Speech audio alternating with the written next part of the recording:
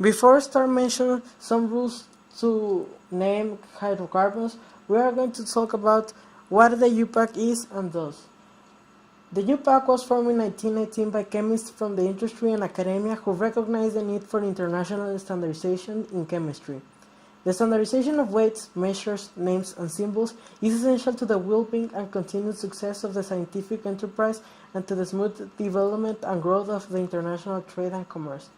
Some things that the IUPAC take care are the nomenclature of inorganic and organic chemistry, standardization of atomic weights, standardization of physical and constants, adhering tables of properties of matter, establishing a commission for the review of work, standardization of the formats of publications, and measures required to prevent repetition of the same papers. Well, the IUPAC serves the international scientific endeavor in the dual function of a basic science and a mission-oriented union. The union is a unique position to contribute to the central interdisciplinary chemical sciences, strengthening international chemistry, striving towards inspiring high standards of excellence and relevance in academic and industrial research, and promoting the service of chemistry to society and to global issues. These are the visions that shapes IUPAC's activities toward the 20th century. Importance of having defined rules to name hydrocarbons. It is important to have defined rules to name hydrocarbons because the topic is very extensive, and also a single change is a different thing. So by having the rules, we can learn this subject in an easier way. Common hydrocarbons.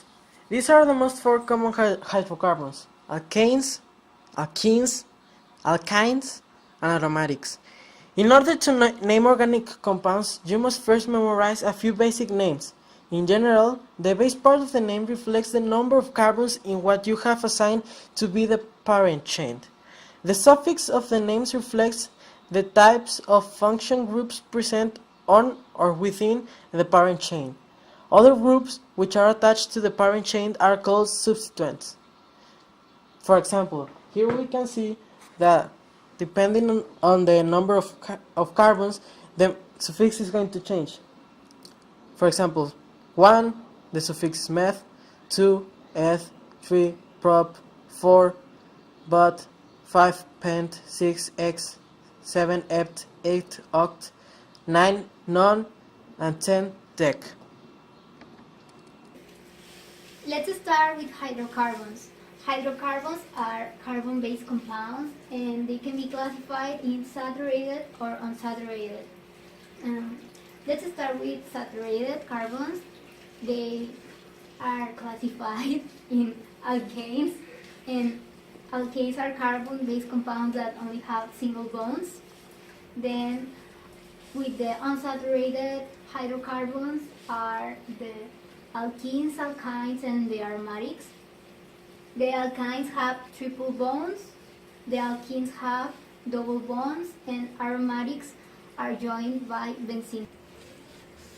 Well, these hydrocarbons have a general formula and hybridization.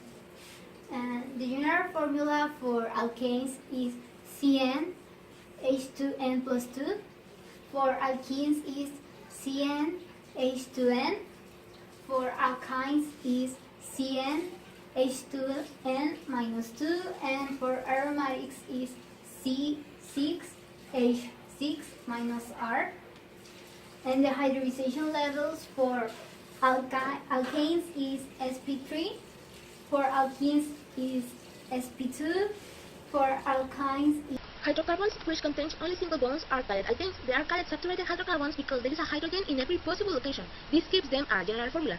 The first four alkenes are methane, ethane, propane, and butane.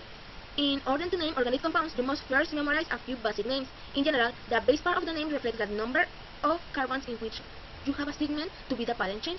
The suffix of the name reflects the type of functional groups present on or within the parent chain. Other groups which are attached to the parent chain are called substituents. To name an alkane, you first identify the longest carbon chain. This chain is called the parent chain. Second, you identify all of the substituents, groups depending from the parent chain.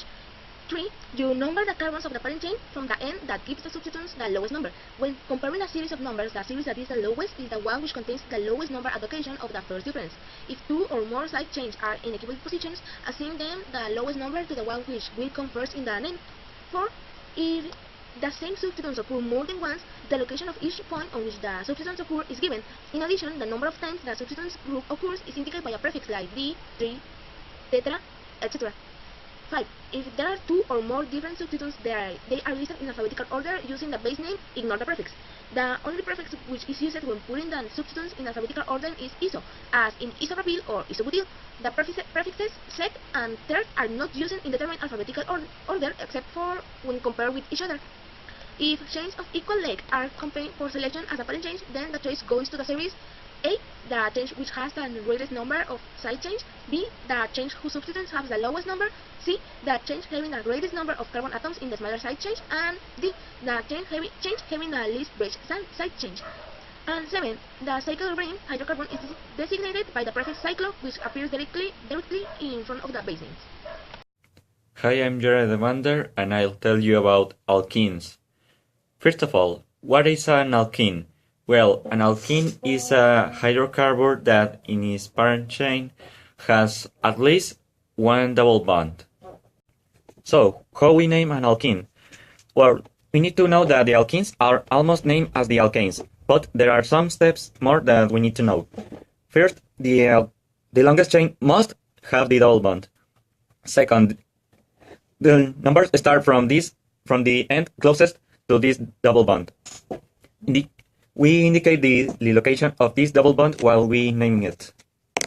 And the fourth step is change the ending from "-ane" to "-ine". So let us start this example. The first thing we need to do is to identify the longest chain, and that is this one. The next thing that comes is to number the carbon atoms from the end closest to the double bond. And here is the double bond, and this is the end closest to this double bond. So we start by 1, 2, 3, 4, and 5. What do we do next? Well, identify the acyl groups. The only acyl group here is this, also known as ethyl. When you have this, something like this, we can start naming it. The first thing we need to do is to name the acyl group first. So we identify the position this acyl group is in 1, and the second position is ubicated. So it's 2, ethyl. What does it come next? We need to identify where it is located, this double bond. And this is very simple. It is in the first position, 1. And finally, we name this the longest chain. It is 1, 2, 3, 4, 5. It is a pentene.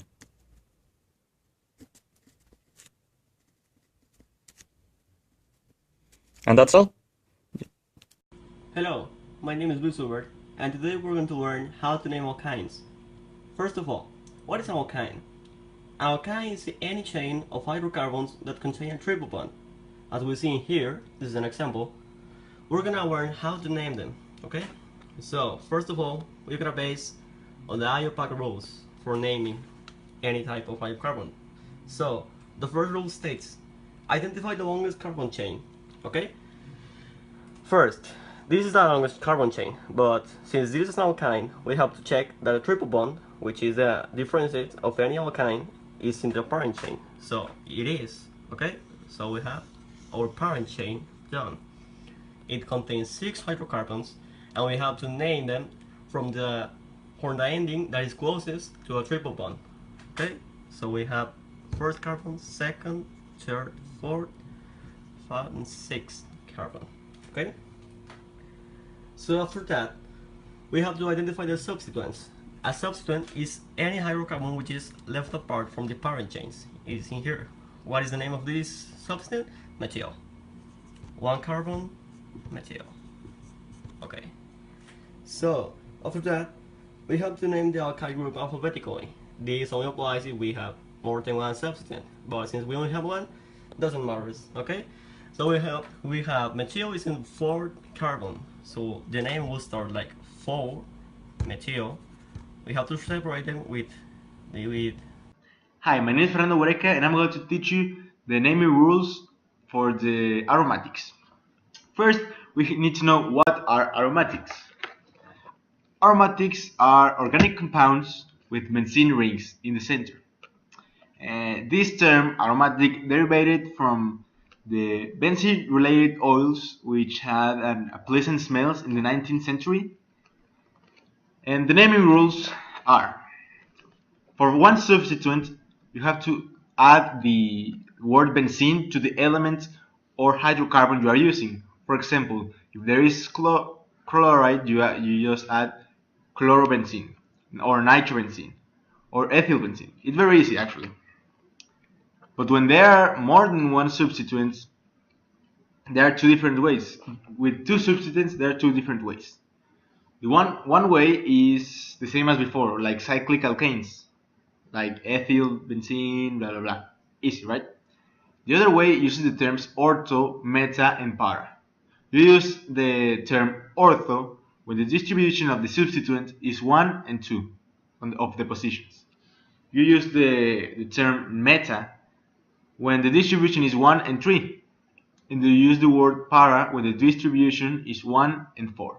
It's actually pretty easy to learn about benzenes. It is the same rules as before, but you add the word benzene at the end.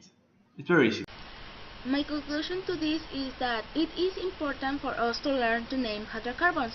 All that surrounds us is a combination of different chemical elements that gives rise to the formation of the so-called chemical compounds. We are at a stage where we are curious to know how things work, and I think that this is a good way to start. We use hydrocarbons for many things, for example as cooking gas or for fuel for cars and also for jets and airplanes. And also we use them for cooking, and that's why we must take care of it, because they are products that are not forever, because they are carbon-based compounds. They are formed by animals and, well, living things that exist million years ago, and that's why if we don't take care of them, they are going just to finish in some moment, and then we will not do anything in that moment to stop it, because they will be just finished. And if we don't do something now, then we won't have the same life as we have now. And I think it's a great idea if we start to search for renewable resources for energy. And I think that these compounds are very important for us. That's why we must take care